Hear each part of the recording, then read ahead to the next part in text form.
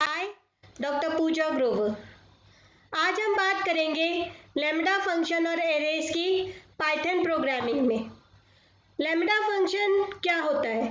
Lambda function वो होता है जिसको हम एक एनोनिमस फंक्शन कहते हैं और इसके अंदर हम कितने भी आर्ग्यूमेंट्स को पास कर सकते हैं, पर इसकी अंदर जो एक्सप्रेशन है वो एक ही रहती है। अब लैम्ब्डा फंक्शन जब एग्जीक्यूट होता है तो वो कोई ना कोई वैल्यू को रिटर्न करता है एज अ रिजल्ट। यहाँ पे एज ए एग्जाम्पल हमने एक लिया है लैम्ब्डा ए प्लस 10। तो ए हमारा क्या है? ए आर्ग्यूमेंट है जो कि फंक्शन कॉल में पास होगा और इस लैम्ब्डा फंक्शन में हम ऐड करा रहे हैं ए के अंदर 10 की वैल्यू को।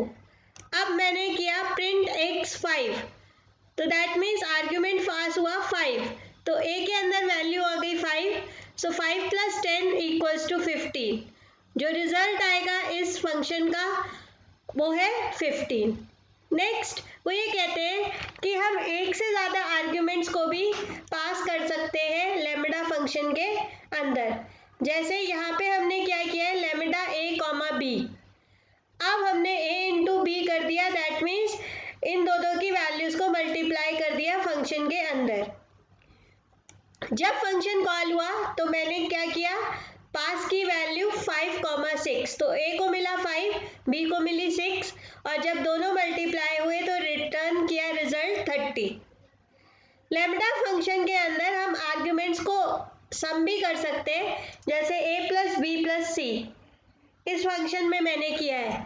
और जब वैल्यूज पास की हैं तो मैंने एक नहीं, दो नहीं, 3 वैल्यूज पास की है। दैट मीन्स हम लैम्ब्डा फंक्शन के अंदर मल्टीपल वैल्यूज को पास कर सकते हैं कॉलिंग के टाइम पे। तो ये जो रिजल्ट बनाएगा उसमें क्या होगा, a को मिलेगा 5, b को मिलेगी वैल्यू 6 और c को मिलेगी वैल्यू 2, तो तीनों ऐड होंगे और वैल्यू आएगी टोटल 13, जो कि इसका रिजल्ट है।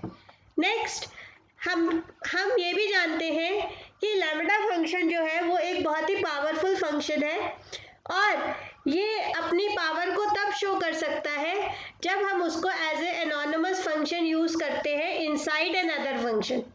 मीन्स वो खुद भी फंक्शन है लेकिन उसको यूज किया जा रहा है किसी दूसरे फंक्शन के अंदर।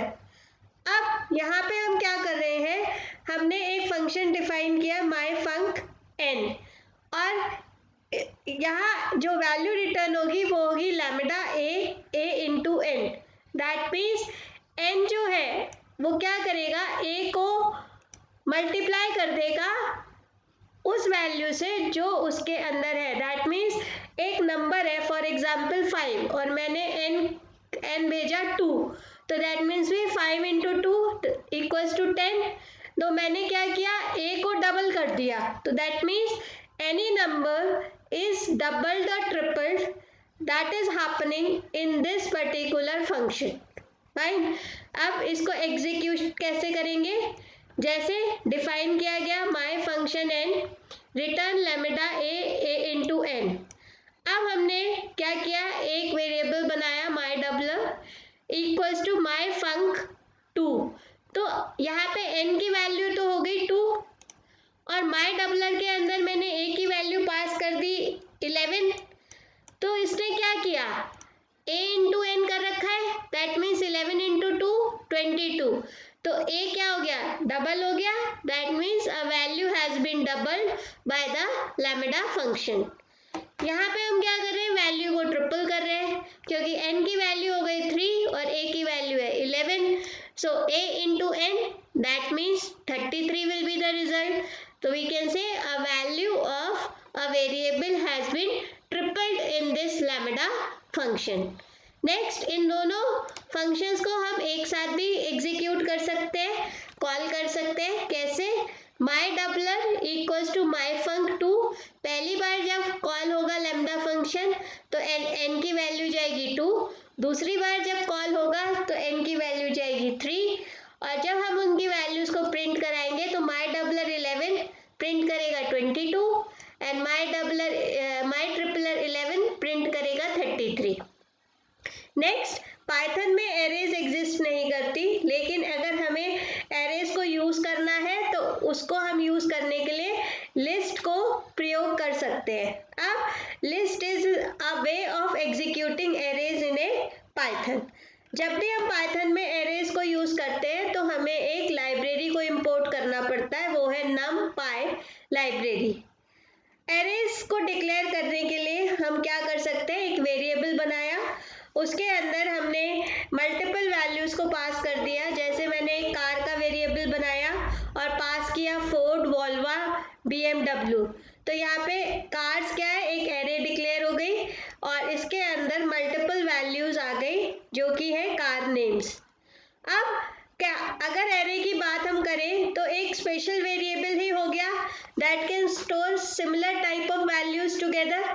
क्योंकि अगर मेरे को सिर्फ एक वैल्यू स्टोर करनी हो तो मैं एक वेरिएबल बना लूँ, या दो स्टोर करनी हो तो दो बना लूँ, तीन करनी हो तो तीन बना लूँ। लेकिन अगर मुझे 300 वैल्यू स्टोर करनी है तो it is not possible for me to make 300 variables. तो वहाँ पे यूज होता है एरेज का, और ये एक बहुत ही एफिशिएंट वे है प्रोग्रामिंग में।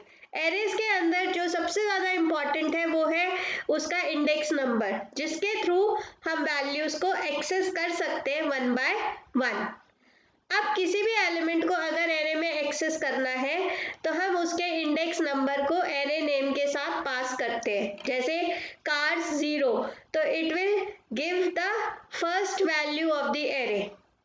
अब हमें ये भी पता होना चाहिए कि जो इंडेक्स नंबर है वो हमेशा 0 से शुरू होता है एरेज में। तो फर्स्ट एलिमेंट दैट मीन्स जो फर्स्ट नाम होगा उसका इंडेक्स नंबर होगा 0, सेकंड का 1 एंड थर्ड का 2। अगर किसी भी वैल्यू को मुझे मॉडिफाई करना है तो मैं उसके इंडेक्स नंबर को पास करूंगी और नई वैल्यू असाइन करूंगी तो वो पुरानी वैल्यू को ओवरराइट कर देगा। नेक्स्ट, अगर मुझे लेंथ निकालनी है एरे की तो मैं लेंथ फंक्शन को यूज करूंगी। और हमेशा याद रखिए कि जो भी हाईएस्ट इंडेक्स नंबर होता है उसमें +1 ऐड होके लेंथ की वैल्यू निकलती है, क्योंकि अभी बताया कि 0 से शुरू हो रहा है तो फर्स्ट एलिमेंट भी काउंट करना है लेंथ निकालते वक्त।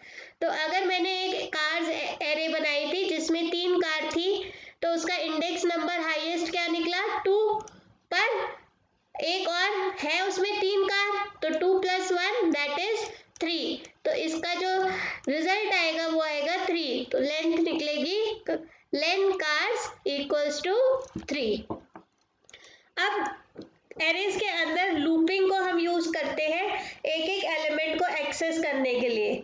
For x in cars print x, तो वो एक एक करके कार्स के अंदर जितने भी कार नेम्स हैं उनको प्रिंट करा देगा। अगर किसी एलिमेंट को मुझे ऐड कराना है एरे में तो मैं अपेंड फंक्शन को यूज करती हूँ। अपेंड फंक्शन लिखा एरे नेम के साथ और साथ में हमने नई वैल्यू उसके अंदर एज ए आर्ग्यूमेंट पास कर दी। तो जब वो प्रिंट करेगा रिजल्ट तो वो प्रिंट करेगा Ford, Volvo, BMW, Honda, because Honda is a new value that has been added in the array using the append function.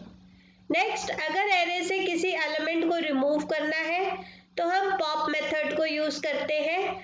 अब मैंने क्या किया, cars dot pop 1, that means 1 index number पे जो भी वैल्यू है वो डिलीट हो जाएगी एरे से। साथ ही हम रिमूव मेथड को भी यूज कर सकते हैं किसी एलिमेंट को रिमूव करने के लिए। वहां पे हम क्या करेंगे, कार्स डॉट रिमूव उस एलिमेंट का वैल्यू को पास कर देंगे। दैट मीन्स मुझे वोल्वा हटाना है लिस्ट से तो मैंने वोल्वा पास किया तो रिमूव फंक्शन ने उसको लिस्ट में से हटा दिया। तो जब नई वैल्यूज प्रिंट होगी उसमें वोल्वा प्रिंट नहीं होगा। कुछ मेथड्स जो कॉमनली एरेज में यूज होते हैं वो है अपेंड जो एलिमेंट को ऐड करता है, क्लियर जो कि एलिमेंट्स को रिमूव करता है, कॉपी मेथड जो कि लिस्ट की कॉपी बनाता है, काउंट रिटर्न करता है number of elements with a specified value, extend अगर एक लिस्ट है उसके अंदर मुझे दूसरी लिस्ट ऐड करनी है तो एक्सटेंड मेथड क्या करेगा, उस लिस्ट के एंड में नई लिस्ट ऐड कर देगा। इंडेक्स मेथड रिटर्न करेगा index of the first element with the specified value. Insert add करेगा element at a specified position. pop, remove the element. remove the first item with the specified value means सिर्फ पहला item ही remove होगा. अगर same name से दो बार item list के अंदर है तो second element with the same name will not be removed. Reverse क्या करेगा? लिस्ट को उल्टा कर देगा. सॉर्ट क्या करेगा? लिस्ट को असेंडिंग ऑर्डर में बाय डिफॉल्ट सॉर्ट करके डिस्प्ले कर देगा. I hope you like my video. Please subscribe my channel and be connected for further updates. Thank you.